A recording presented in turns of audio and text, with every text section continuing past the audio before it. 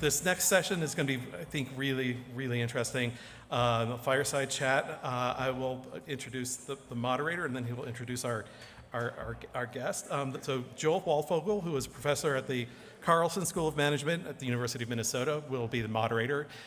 You may have seen him here in the past and read lots of his work on copyright and so on, and this should be a really interesting discussion. So Joel, go ahead and introduce Shira. All right. No, thank you very much. Thank you very much for involving me. So let me begin by introducing Shira. So Shira is the Register of Copyright and the Director of the U.S. Copyright Office. She was appointed in October 2020.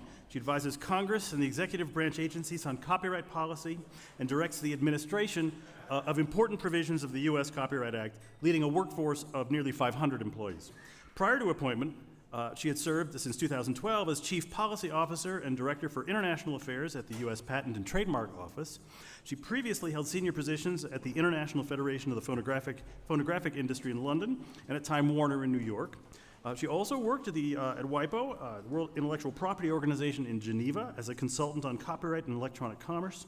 While in the faculty at the Columbus Law School, School of Law at the Catholic University of America from 1990 to 1995, she was a copyright consultant to the Clinton administration's Advisory Council on the National Information Infrastructure. Earlier in her career, she practiced law in New York City, specializing in copyright and trademark counseling and litigation. She's a co-author of a leading casebook on international intellectual property law and policy and has published numerous articles on copyright issues. She's also a research fellow at the Oxford Intellectual Property Research Center at Oxford University. She received an AB from Harvard and a JD from the University of Pennsylvania. So just before we get into this, I know Shira in a few capacities. I first met her, I guess, at the OECD about a dozen years ago, the first time I met you, and you were working for IFPI. But you seem very scholarly and very erudite. That was the impression I had. And then I had the opportunity to work at the Copyright Office, or visit as a year as a Kamenstein Fellow, and work with Shira. So it's great joy to have the opportunity to ask you questions. All right, so AI is on everybody's mind. Is there anyone else for whom the word AI evokes an image of Allen Iverson? Okay, yeah, I'm still working on that. I mean, ML to me still means maximum likelihood and not machine learning, but I'm working on that too. In any event, I'm pleased to welcome you. Copyright was once like the sleepy cousin of patent, you know, for people who do scholarship as well as policy, but all of a sudden copyright is enormously interesting to everyone. And so there's a lot going on at the Copyright Office. Let's kick it off and talk about the report that you just released on artificial intelligence. Thanks, Joel. And I will say, first of all, it's nice to be here as like an example of a targeted sectoral approach after the last panel. And I also always am a bit amused when I listen to my own bio at the quaint terms that really date me of the national information infrastructure and copyright and e-commerce, you know, all terms that we've abandoned a long time ago. We did just issue a report now about 2.5 weeks ago on copyright and AI issues. And I have to say, this is just the first part of a much longer, more comprehensive report. The office has been studying the full range of copyright issues that are raised by artificial intelligence, in particular generative AI. And we realized fairly early on that there was too much to cover in just one release, or it would have been this massive volume that took maybe a couple of years to finish. And meanwhile, a lot is happening. A lot is happening in the real world, in the boardrooms, in technology development, in Congress, in the other agencies, and in the courts. So we decided to do it in sections. And the first part, the one that we released 2.5 weeks ago, deals with what we're calling digital replicas. And that is imitations of a real individual's likeness, image, voice, in such a way so close to reality that it looks like they are doing or saying something that they are not. And we started there with that particular set of issues because that's been the topic of a lot of attention, particularly in Congress. There's been now 2 different bills introduced, other discussion drafts circulated, so there's a lot of activity on that angle, in that space. I will say the other issue, well, this has been part of what we announced as a major initiative on AI about a year and a few months ago. And what we did, we started out by releasing some guidance on how to register works for copyright protection that incorporate AI-generated content. And then we spent a few months really just educating ourselves. What is this new technology? What does it do? How is it being used? What are the concerns that people have? What are the challenges, and what are the things that are exciting to them about how they can use these tools? And then we built a whole set of questions that we published in a notice of inquiry to the public, raising every issue that had been presented to us during those months of discussion, and issued a notice of inquiry in the end of August last year. And by December, which was the closing date for comments, we had over 10,000 comments. So we've been reviewing and analyzing those comments ever since.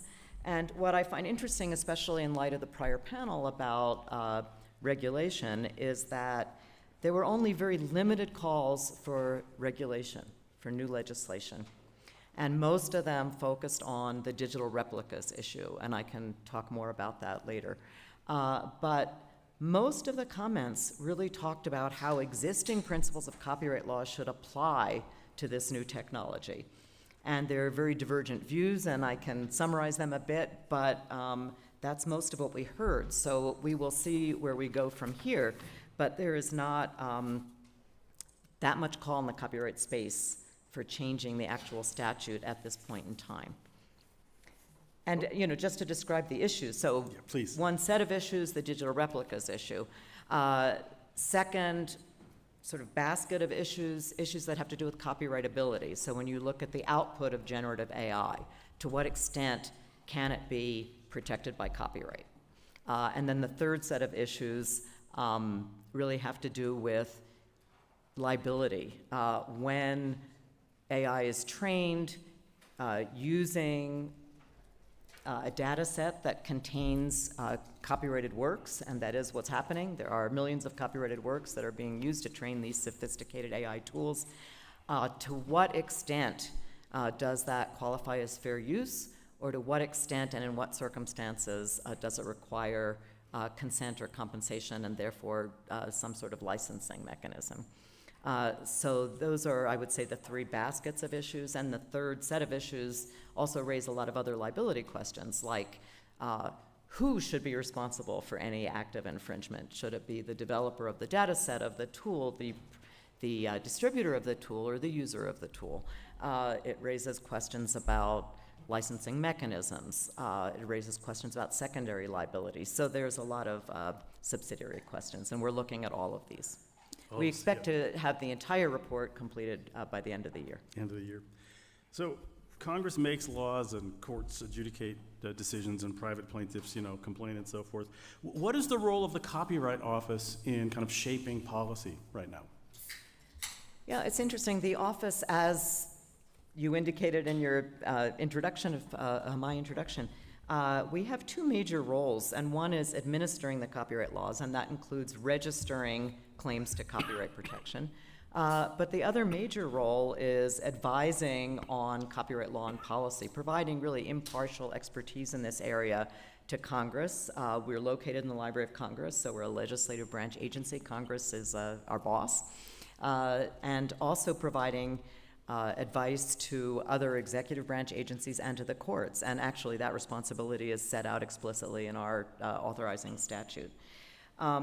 And it's interesting because, in a way, it's that first role of administering the copyright system that led us to initiate the study, because about 5 or 6 years ago, we started to get applications to register copyrighted works produced by artificial intelligence, and so we had to make some determinations. And we decided early on that a work that was produced entirely by AI without any human authorship could not be protected by copyright. The copyright requires human authorship. And so far, that perspective has been upheld by the courts. And it's interesting because on that issue of copyrightability, because we have this role in examining applications for registration, the US Copyright Office has really been out in front. Most other countries don't do this. And so we are making decisions about copyrightability sooner than other countries, which have to go through the court system before they get those types of decisions. So that's one area that we're involved. But then, of course, on policy issues, we have this advisory role. And there, we often do policy studies and issue reports, make recommendations for legislation. And in both roles, we do have an influence. Often Congress takes up legislation following our recommendations. The courts often look to our decisions on copyrightability. We can talk about Skidmore versus Chevron deference and what the recent Supreme Court decisions mean, but in general, what the courts say is they follow the Copyright Office analysis because we have a lot of experience looking at copyrightability questions, and so therefore our opinions are worthy of some level of deference. One question, I know some of the folks in the room are interested in sort of scholarship and research, and what is the role of research, sort of social science research, in answering questions what questions need to be answered in order for us to make good copyright policy in this era of AI? Yeah, I think a lot of social research questions, in a way I'd like to flip this around and ask you, Joel, because this is to a large extent your area. And one of the things we've done as part of our initiative on copyright and AI is to pull together a group of eminent economists from government and academia to discuss what are the economic implications, what research needs to be done, and we held an all-day roundtable and are currently putting together a report on the research agenda that came out of that roundtable. And Joel, I have to thank you because Joel was an active participant. So maybe I'll suggest a few things and you might want to add. But ultimately the question is, how will the use of AI affect the incentive structure on which our entire copyright system is based? The idea of copyright in the US Constitution is that it's an incentive to create new works that promote the progress of science and the arts. So what are the subsidiary questions? Well, will these new types of AI, generative AI, will they enable more and different types of creativity, perhaps by more people? To what extent and in what circumstances will AI-generated content substitute for human-generated works? What will the impact of that be on creators' livelihoods? And I was thinking about this with the panel, the economics panel this morning, talking about what kinds of jobs would be displaced. And it seems to me, to some extent, there's a division between physical jobs, like medical jobs in a hospital, and jobs that involve using your mind, which are more likely to be displaced. And there is a lot of concern in the creative community about what the impact will be for artists. We can already see it. I think there are situations where movies are being made where instead of hiring someone to draw the backdrop, that can be done using AI, where voice actors can be replaced by AI, interpreters, translators, that can be done by AI. And then, to me, the really fascinating question is, will this lead to less innovation in the creative context? So I find it hard to imagine that AI, which is essentially a derivative, generative AI is producing content that is by definition derivative, right? It's based on having input many, many things that came before and being able to draw connections and determine what is the most likely next thing that would be connected to whatever you're asking for. So how can that kind of technology possibly produce entirely new genres of art and literature and music, like Impressionism or Cubism or even rock and roll? This just seems unlikely. So what will the impact of that be on society and creativity going forward? And then, of course, on the flip side, there's also questions about what will be the impact of different copyright determinations and licensing mechanisms on future IT development, technology development. So those are terrific questions which could easily keep a lot of people busy for a generation. But of course, we need to, to answer some of these questions sooner. What's your sense about what you can talk about like how these questions are going to be answered quickly? Yeah. Or given that they can't be answered in the usual way that maybe scholars would like to work on for 20, 30 years? Well, I hope that we will start getting some, at least initial, economic analysis. And then to some extent, in policymaking, we're also always trying to figure out what's the most likely result. We certainly are asking for public comment and input in any way possible, even after our initial notice of inquiry. So we'll see, but it's kind of interesting now because there are many things happening on many levels. The way I always look at it is the new generation of generative AI available for use by the public is really at most 2 years old at this point. So we spent probably the first year figuring out what hit us. And I say we, I don't mean just the Copyright Office, I mean society. We then tried to understand the technology, how it worked, what the implications were. We then figured out what the questions were that needed to be answered, and that has all taken place in the last year or so, and I think we're now at the stage where we'll start to see some solutions beginning to emerge. And we will see them, I mean, we're already beginning to see a number of licensing models emerging. We're seeing in various countries, various regulatory models emerging. There's a lot of lawsuits pending in the court right now. I think something like 25 lawsuits involving copyright and whether ingestion in the circumstances in each case might qualify as fair use. Decisions are beginning to be made, narrowing down the claims in the cases. So things are beginning to happen. And we are also seeing other government agencies look at aspects of these issues. Notably the Patent and Trademark Office, the Federal Trade Commission, the Federal Election Commission, Federal Communication Commission. So there is a lot happening, and then of course bills being discussed and introduced in Congress. What I will say is that we hope that our report coming out of the study will be very helpful in a number of respects. First of all, in making recommendations to Congress, which are not always taken up but are often influential. But also to maybe assist the courts as they look at these issues in setting out what the framework for analysis should be. How do you look at these fair use questions? What are the facts that are relevant, and how should they be interpreted in light of past litigation? And then, of course, we're following what the courts are saying as well. Oh, thank you. I should mention that we do want to take questions, so we could be using the technology, or just later you could raise hands and use microphones.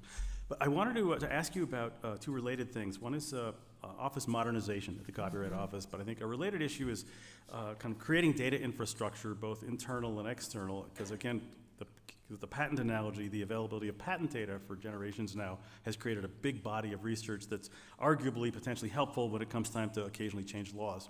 And so what is the Copyright Office doing in these regards, both modernization and data? Yeah. Yeah, well, I'm glad you asked those questions, Jill. So modernization is one of our top priorities, although we've started to move from calling it IT modernization to calling it continuous development, because we were in a situation about 5 years ago where some of our systems for managing, for administering the copyright law, and notably recording documents related to copyright, like transfers of rights, were very antiquated. We were still using a paper-based manual system, believe it or not, 5 years ago. So we really were in need to move into the 21st century now that we're almost finished with the first quarter of it. What I will say is that we've been working very hard on this for about 5 years. We got funded by Congress in 2019 and started development in 2020. But I do want to start with a bit of a boast, which is that even with our current systems, we're doing quite well, and that actually we have both registration and recordation processing times down to a historic low. So I'm very proud of that. Not that related to AI, but just in general. But what we are trying to do is to build a new enterprise copyright system, or ECS, because in Washington we're addicted to acronyms. And this will make all of our various services online, interconnected, user-friendly, web-based. It's really going to be a huge improvement. And we've now already, as I hinted at, moved our recordation system to an online system. So almost 90% of all recordation is now done online, and processing times have gone from months to weeks, or even days sometimes. And we are digitizing our historic public records and extracting metadata from them to make them more searchable.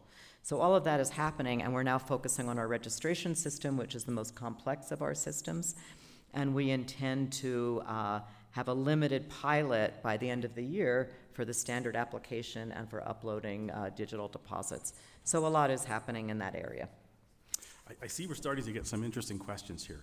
Can you see it in front of us here? So for example, and you should only answer obviously things that you can answer, but can you expand, it says, on the licensing models you're seeing other countries consider or adopt, and which do you consider, or which are some people considering to be most innovative and which might have risks? So, Yeah, licensing models for AI, I think that's still very much in the early stages, other than I think what we're beginning to see, and probably there are people in the audience who know more about this than I do, but for AI models that are more targeted, there is a lot of licensing going on in particular spaces. The more complicated issue is for the large language model and general AI systems, where it's less easy to just find certain tailored input that is all that you need.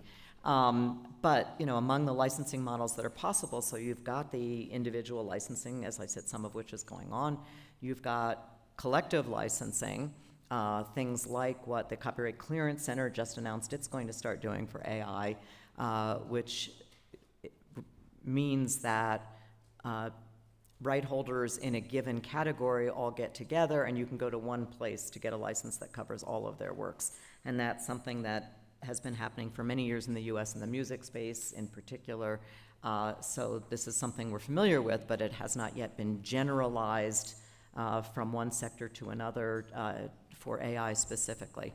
And then there's some discussion of what we call compulsory licenses or statutory licenses, which could enable licensing within an entire category of works without needing to even get consent, that it would just take place by statute, the money would be collected somewhere and paid out. And so these are all under discussion. Generally, copyright owners don't like the compulsory licenses because they would prefer to be able to negotiate terms rather than have them set by the government. I see one that just come on that might be interesting for us to, they're all interesting, but so maybe to go deeper in some of during the live comment period, the question goes, what were some of the most pressing concerns raised by stakeholders regarding AI and copyright? Are there some that come to mind, and how have they influenced the recommendations that the Copyright Office is preparing for Congress? Yeah, well, in many ways, the most pressing concern was exactly the digital replicas concern, because people are seeing every day in the paper examples of how this is happening. That first of all, you see it with celebrities. You had Taylor Swift, Tom Hanks, Drake and The Weeknd, all these people whose images are being used. Biden and Trump's images have been used, making it look like they did or said things they didn't in the political context. So there's a great awareness right now of the problem. And then, of course, for ordinary individuals, for example, you've probably all seen reported in the press, students in middle schools who are putting their classmates' images in pornographic settings. There's really a lot happening that people are concerned about. So that's been number one. The other type of concern we're really hearing a lot about is this issue about the ingestion of copyrighted works for purposes of machine learning. And look, the arguments on both sides, there are concerns on both sides. On the one hand, you have copyright owners saying, look, it simply can't be fair to take all of these works that we've invested skill and training and inspiration in producing, and to take all of it and feed it into a machine and use it as the raw material for stuff that's produced on the other end and competes with us in the marketplace and may undermine our ability to make a living. On the other hand, what you're hearing from technology companies and a lot of public interest groups and user groups is, look, in order for this technology to work, it requires vast amounts of information, of data to be fed into it.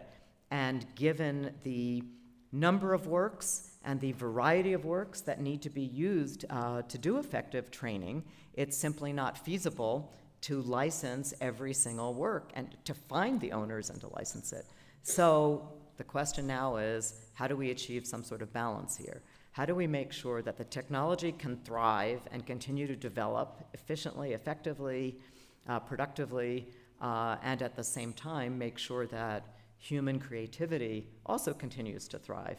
And that is a really tough balance to find. And obviously there's a lot of concern on both ends. Yeah, does sound like a hard problem. You wish us luck. Well, I hope to help you, but I wish you luck. You wish all of us luck. Wish right, us all luck. Right. So you had worked at the Patent Office, and you brought some things from the Patent Office to the Copyright Office. You want to talk at all about any things you brought over?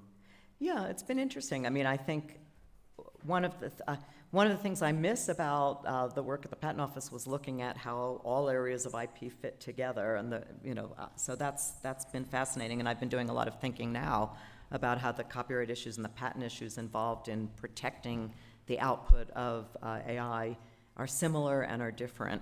I think the main thing that I brought with me, in addition to a couple of really good people, which I'm glad to have, has been the need to have the economic analysis function in-house. And so I established a position of chief economist, hired someone very good. He's put in place a staff as well. And Joel was kind enough to come and sort of initiate that function for us as a fellow for a year, and did our first such study, because I really want to make sure that both our administrative work, our operational work, and our policy work is informed by economic research and analysis. And Joel started out with a fantastic study on the role of women in the copyright system, looking at data from our registration system from the past 40 or so years, and found that, in fact, there is a gap, a gender gap, that women were using the registration system less than men, although the gap was narrowing, and he might want to say more about it. And then while Joel was there, we advertised and hired the chief economist, Brent Lutz.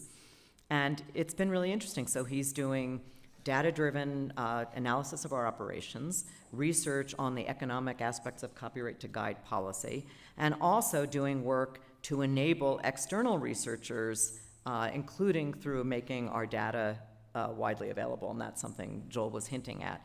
So he's got a number of projects going on. We issued a report on the impact of COVID-19 on the copyright-reliant industries. We're looking now at geographic patterns in registration, demographics of registrants. So I think all of this will be very useful. And then, of course, the AI research through the roundtable that we convened.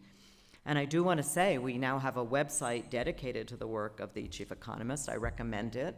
And also a public distribution platform for bulk data, which, as Joel indicated, was something that the Patent Office did for years and was not available in the past for copyright data. So let me just make one comment and then ask you one more question from the. Take a look while I'm making the comment. You can look at that top question. It looks like it's a hot one. Oh, yeah. The comment I want to make is that the gender stuff in copyright, actually women make up more than 50% of the copyright registrants for books. Not for all kinds of copyrights, but for books. So it's really a remarkable context in which there's gender parity in an innovative kind of context. The other thing I just want to say is, because of what Cher's done, just as the patent data are available, the copyright data back to '78 are now digitally available. It's a little bit cumbersome to work with, but they're out there and can be used. So I really hope that'll foster research relevant to people in the room. Okay, so hard question. Humans also learn from an existing body of knowledge. Why is it different for machines to learn that way, as long as they don't just replicate it? Yeah, that's an interesting point, and one that people have been talking about for a while. I'd say, there's two main differences. So one is a technical difference, which is just that humans do not make an exact copy of everything they see and hear in their brains. So a reproduction is actually being made in the machine, even if it's not kept permanently, although there's some dispute over the extent to which there is more long-term memorization in these different models. And the other main difference to me is just the speed and scale of it. Humans, yes, you're influenced by what you saw before. It affects everything that comes after, and that's the way that there's a lot of creative progress. It's a good thing. But what we're talking about here is exact copies made immediately, being able to be drawn upon in a way that is not just inspiration, it's actual use of every word or every pixel in the original. I don't know if pixel is the word. Right. Bit, byte, I don't know. But it's a very good question, and I think it is incumbent on us to think about, from a policy perspective, what these differences are and why they should or shouldn't matter. So I think if we are to stay on schedule, we should probably be wrapping up. Where are the powers that be? What? There's one. Is that? Am I right, Scott? Should we kind of wrap it up? We can go for a couple more minutes if Okay. Okay. Well, is there anything else you'd like to talk about? That was our last question. That was our. So, Oh, okay. Burning question. I have a burning question. So, the Copyright Office says there has to be a human involved. But one of the things that's happening is these big large language models are made by teams, and then the large language models, algorithms are getting more powerful. And so when you think about 10 years from now, there will be no human that doesn't use algorithms to enhance their ideation, execution, implementation. So this notion that humans are the ones that have to have copyright, it feels to me like that is a losing battle, that it's a salmon swimming upstream, and that over time, you're not going to be able to just copyright humans because they're going to be less and less a part of the winning strategy versus algorithm assistance. well, a couple of thoughts in response to that. So first of all, it's going to be almost never that a human isn't involved in some way in AI-generated content. And in fact, the early test case, which was brought by Dr. Stephen Thaler, which is the one that we rejected the registration, and that's been upheld by the courts, he claimed that the work was entirely generated by AI. But of course, humans always have to provide the prompts, and they're going to be involved in various ways in the output. So the difficult issue, which is what we're going to be addressing in the next part of our report, is when does a human contribute enough that there is, that the human is, well, the test is really, is the human controlling and providing elements of expression sufficient to constitute copyright in what the output is. And to a large extent, a lot of what's done with these AI tools now is exactly that, using them as tools like you would use a camera. And how do you distinguish that from when the AI itself is determining what the output looks like? And it's a very difficult question, but it is very similar to the question that we've dealt with in copyright law for a long time of distinguishing between idea and expression. One is the human contributing the idea and telling the machine what to do, and then it goes into the black box of what the tool does, and something comes out that the machine has determined. You may be asking, a more philosophical question, which is just, why do we still have a human creativity requirement, a human authorship requirement? And I just would say this is, first of all, in the Constitution, which talks about giving authors, which we interpret to mean human authors, rights, just as it talks about giving human inventors rights to their patentable inventions. But also the copyright system in the US is based very much on this idea of incentives. So the ultimate question is, you can incentivize humans to produce, but you can't really incentivize a machine. You could incentivize a human to program a machine, and that's another question. Do you need copyright in the output to incentivize humans to program the machines to do the work? And that's one of the questions in our study, too. So let me ask you one final question that's inspired by something we didn't talk about, but this last question down here about regulatory arbitrage. Do you see risks in regulatory arbitrage with respect to different fair use potential for different fair use rules across jurisdictions? Yeah, this is a fascinating question. So one of the things that I'm spending a lot of time doing is talking to counterparts in other countries. Everyone is looking for this balance, right? They all have creative communities. They all want to encourage the development of exciting new technology. They're looking for a balance, but there also is always in the back of other countries' minds, to the extent they have collective minds, this idea that, look, the United States has gotten out in front with these big, sophisticated AI systems, and so how do we compete? How are we going to do that? And there's already some suggestion, the EU AI Act has a provision in it that says you cannot put an AI tool in the market in the EU if it was trained in ways that are inconsistent with EU law. And so they're trying to control, to put their stamp on how AI is developed and trained in other countries in the world. So I think this is going to be an issue. I think there is a risk in regulatory arbitrage. I think we are likely to see some level of sort of de facto harmonization as countries talk to each other and understand, policymakers talk to each other and understand why they're making the decisions they are and what they're testing and how it's working. But there is also this risk at the same time that we need to control for. And maybe ultimately there will be some need for some international treaty work, whether it's through trade agreements or the World Intellectual Property Organization, but of course, we're nowhere near ready for that at this point. All right, well, thank you so very much. Thank you. Thanks, Bill.